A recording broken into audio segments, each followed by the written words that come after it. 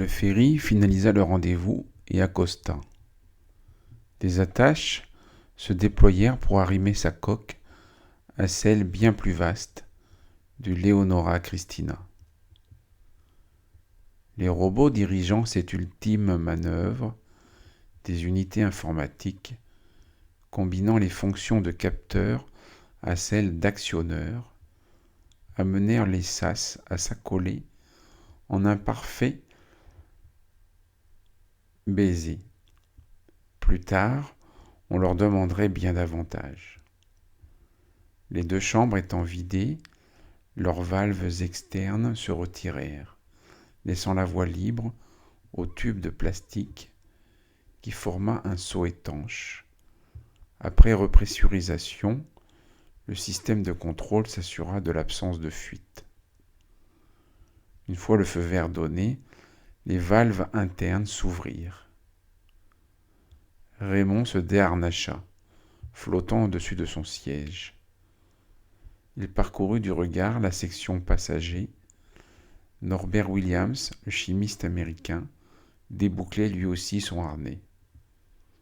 Un instant, lui lança Raymond, en anglais. Si tout le monde parlait suédois, certains le maîtrisaient encore mal. Pour les scientifiques, l'anglais et le russe demeuraient des principales langues internationales. Restez à votre place, je vous l'ai dit au départ. J'escorterai chacun de vous jusqu'à sa cabine. Ne vous embêtez pas pour moi, répondit Williams. Je sais me débrouiller en apesanteur. C'était un petit homme au visage rondouillard, aux cheveux châtain clair, qui aimait les tenues bariolées et avait tendance à parler un peu fort.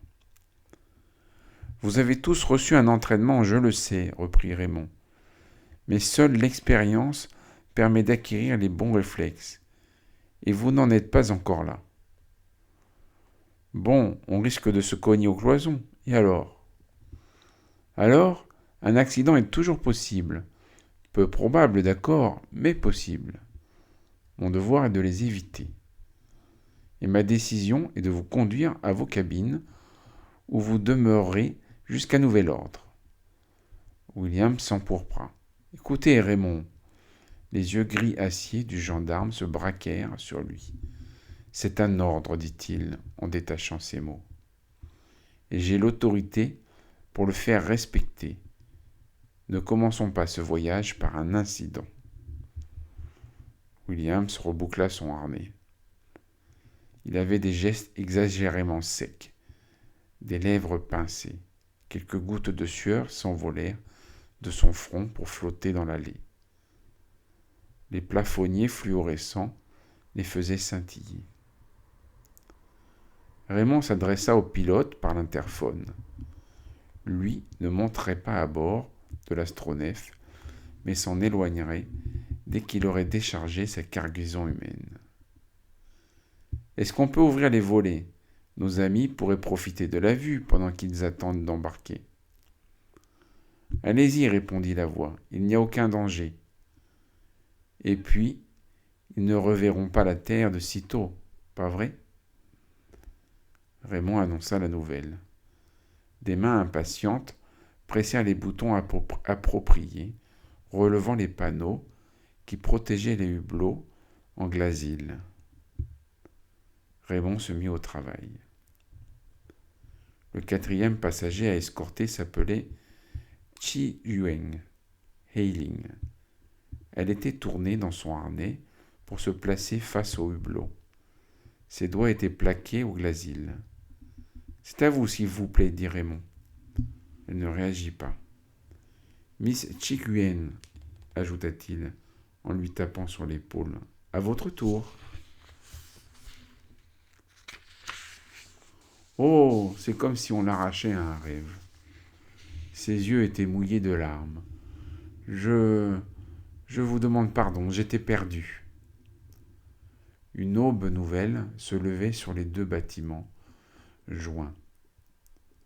La lumière se déversait sur l'immense horizon terrestre, parant le globe d'un millier de couleurs, d'un rouge de feuilles d'érable à un bleu de pan. L'espace d'un instant, on aperçut une aile de lumière zodiacale, tel un halo, nimbant le disque de feu naissant. Derrière, les étoiles et le croissant de lune, en dessous la planète, étincelant de ses océans, de ses nuages, lourds de pluie et de tonnerre, de ses continents verts, terre, neige, de ses cités bijoux. Ce monde était vivant, on le voyait, on le sentait.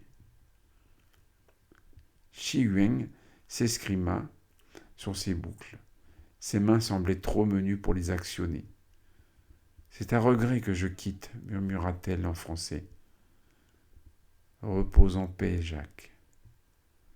Vous pourrez poursuivre votre observation sur les écrans du vaisseau, une fois que nous aurons entamé l'accélération, lui dit Raymond dans la même langue.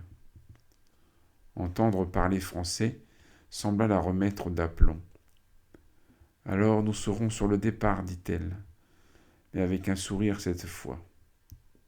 De toute évidence, elle était d'humeur plus extatique qu'élégiaque. C'était une petite femme, aux os d'aspect fragile, qui ressemblait à un enfant dans sa tenue à la dernière mode orientale, tunique à col haut et pantalon à larges jambes. Toutefois, les hommes convenaient que son visage, encadré par des cheveux bleus nuits qui lui tombaient sur les épaules, était le plus enchanteur de tout l'équipage. Lorsqu'elle s'exprimait en suédois, l'accent chinois par lequel elle soulignait la cadence de cette langue en faisait une mélodie. Raymond l'aida à se désharnacher et lui passa un bras autour de la taille. Il n'avait pas pris la peine d'enfiler ses surchaussures à semelles adhésives. Se propulsant d'un coup de pied sur un dossier de siège, il s'envola dans l'allée. Arrivant devant le sas, il s'agrippa à une prise, décrivit un arc gracieux, donna un nouveau coup de pied et se retrouva dans l'astronef. En général, les passagers qui l'escortaient ne tardaient pas à se détendre. Mieux valait qu'il se laisse faire plutôt que de tenter de l'aider à manœuvrer. Mais Shi Yuan sortait du lot. Elle savait s'y prendre.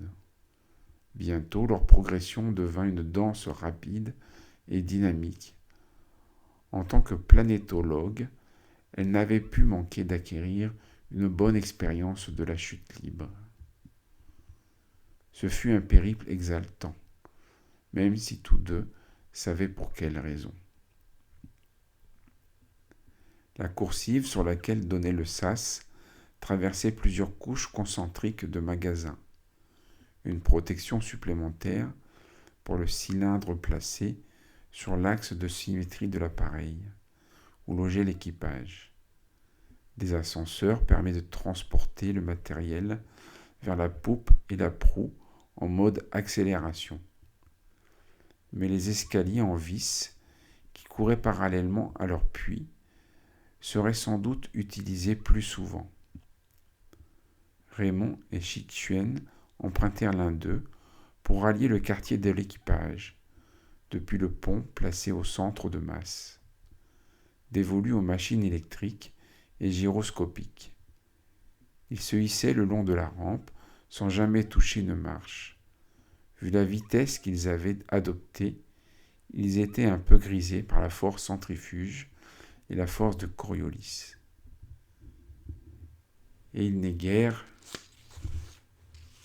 étonnant qu'ils aient ri et chanté. Et ça tourne, oh là! Les cabines du personnel scientifique de l'équipage s'ouvraient sur 2 coursives flanquant une rangée de salles de bain. Chaque compartiment faisait 4 mètres sur 4, avec une hauteur sous plafond de 2 mètres. Il était muni de 2 portes, de 2 armoires, de 2 commodes encastrées surmontées d'étagères et de 2 lits pliants. Ces derniers pouvaient être joints si nécessaire pour n'en former qu'un seul. Sinon on pouvait extraire du plafond une cloison centrale afin d'obtenir 2 cabines à partir d'une seule. Voilà un voyage dont mon journal intime se souviendra, gendarme. Shi Tsuen agrippa une prise et plaqua son front sur le métal frais. Une ombre de sourire faisait frémir ses lèvres. Avec qui partagez-vous cette cabine demanda Raymond. Pour le moment, avec Jane Sadler. Shi Tsuen ouvrit les yeux pétillants et les tourna vers lui. À moins que vous n'ayez une autre idée. Je suis avec Ingrid Lendgren. Déjà ? Elle changea d'humeur. Pardonnez-moi, je suis indiscrète. Non, c'est moi qui vous dois des excuses. Je vous ai obligé à attendre sans rien faire, comme si vous ne pouviez pas vous déplacer en chute libre. Vous ne pouviez pas faire d'exception. Shi Tsuen redevint sérieuse. Elle déplia son lit, flotta au-dessus et entreprit de s'y harnacher. Je veux rester allongée toute seule et réfléchir un peu. À la terre ? À quantité de choses. Nous laissons derrière nous bien plus que certains ne l'ont compris. Charles Raymond. C'est un peu une mort, suivie d'une résurrection peut-être, mais une mort quand même.